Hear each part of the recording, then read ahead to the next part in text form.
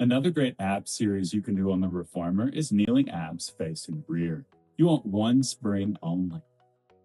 To start with kneeling tucks, bring the knees together about 6 inches behind the shoulder blocks and the hands up the rails.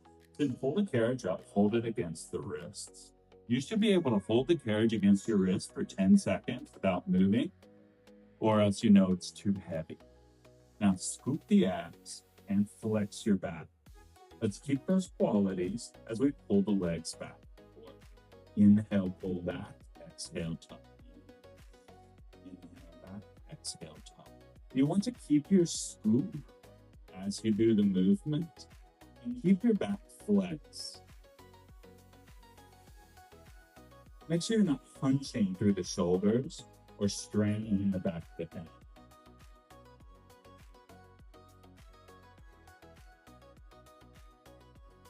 And then you can come back home to a shell stretch, and shell's a good place to recover.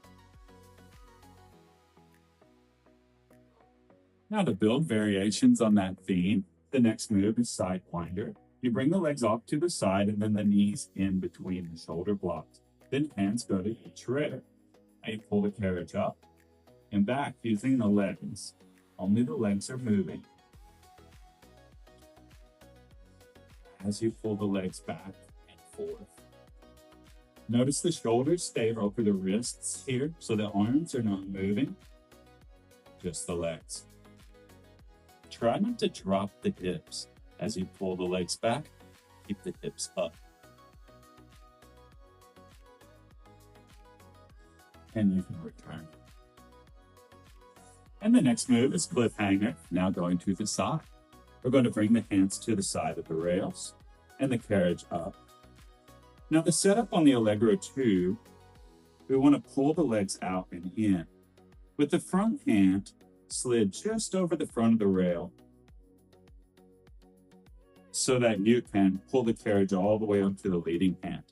And same thing on this move, you want to keep posted up, your shoulder posted directly over your arm. This one's a small move, a little more subtle, but man, it really works those obliques.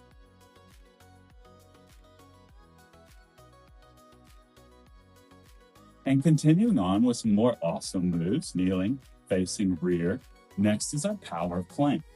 To build this move, you put the thighs against the shoulder blocks, hands on the rails, and you lift the knees up. You're in your plank position. Then you bend the knees, you tuck your legs in, pulling against the shoulder blocks, and then extend the legs straight back. Exhale, tuck, inhale, extend.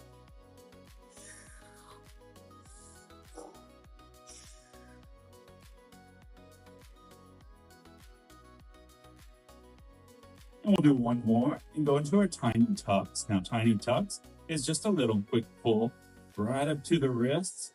This one really works the abs and the hips, also those arms and chest muscles too. And last one, you sink that. And next we have our pike. This move is so awesome.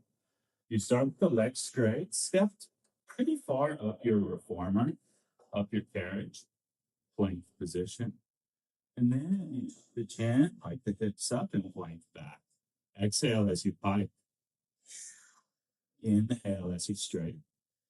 Exhale, pike. Inhale, lengthen.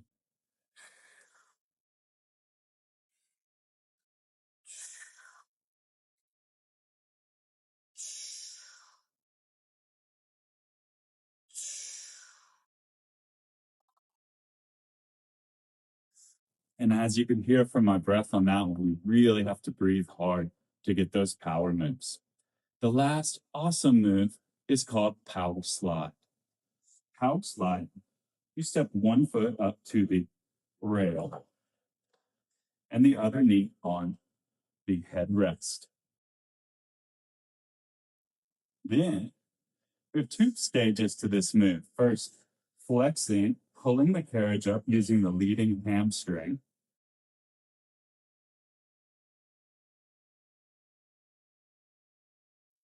I want to work that leg all the way straight if you can, and all the way back. And then the second stage of the move is working the hip flexor. Not only the hip flexor of the trailing leg, but also the internal and external obliques on that side. So as you do this pumping effect with the trailing leg, we're holding the front leg iso, the hips are stable, the abs are scooped, the posture is stacked. We're keeping those qualities as we pump that leg back and forth. Last one. And come back and stretch. So there's a few great moves we can use the rails for. Kneeling abs facing rear.